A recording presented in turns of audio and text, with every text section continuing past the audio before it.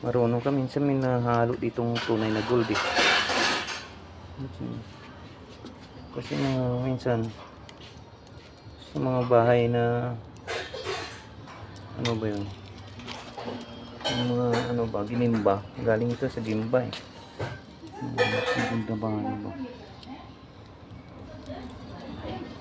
ang presyo nito? Tara dito. Ito maganda ng plato tong display ko eh. 2,200 yun to. 2,200.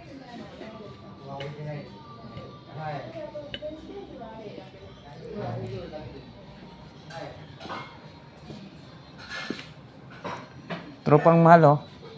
Tropa. Ang late lang nito eh. 5,000 yan eh.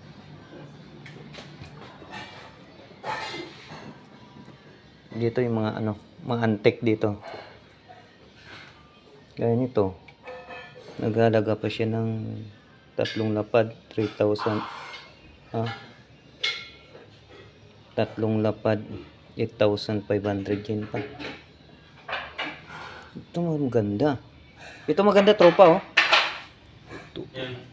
Maabot pa siya ng 6 na lapad, 6,000.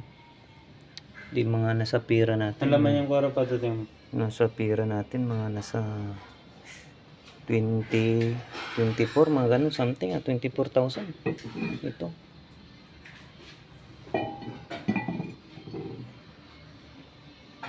Display. Yung malaga pa siya ng ano, artifacts. 3,000. 3 lapad tsaka 3,000. Yan. 33,000 pa. Ito, isa. Ano pa siya oh. 3 lapad. 30,000 yen pa. Ito mga ano, antique guys. Ito yan. Ito mga antique.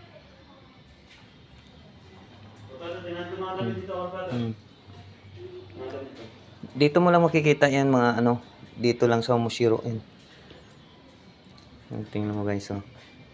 Bato lang siya. Isang lapad 6,000 yun na. Lupit guys oh. 3 lapad pa. Stone. Yung mahilig mag ano dyan sa mga bato-bato ba. Ito guys oh. Mga sinang-una ba. Ito guys oh. 6,000, medyo mura-mura konti ito. Ito. Ang lapad. Marunong ka talaga guys magtingin. 1,000 yan. Bibili tayo guys. Magkano yan? 13,000 yen. 25,000 yen. Ito tropa oh. Yung samurai oh. Medyo nagkalaga pa siya ng 7 lapad. 77,000. Makasaysayan kasi yan eh. Dito lang yan makikita guys sa Umushiro. Umushiro. Kung sino gusto mag ano, mga ano ba, artifacts ba. Ito mo makikita. Tara. Ginamit na ng mga sinaunang taon? Oo. Kaya nga ano to, antique eh. Sa tawag ba? Artifacts. At saka mapapansin nyo guys no. Yung mga sinang-unang gawa, hindi siya pulido. Medyo makaspang siya. Mga unang gawa. Nasa 3,000 something po. Papansinin mo siya kaya yung mga artifacts, magagaspang sila. Nagagaspang sila. 10,000 yun po guys.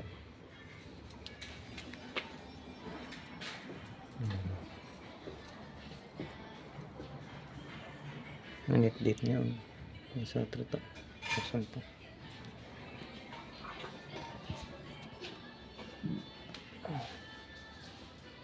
$10,000 yun pa.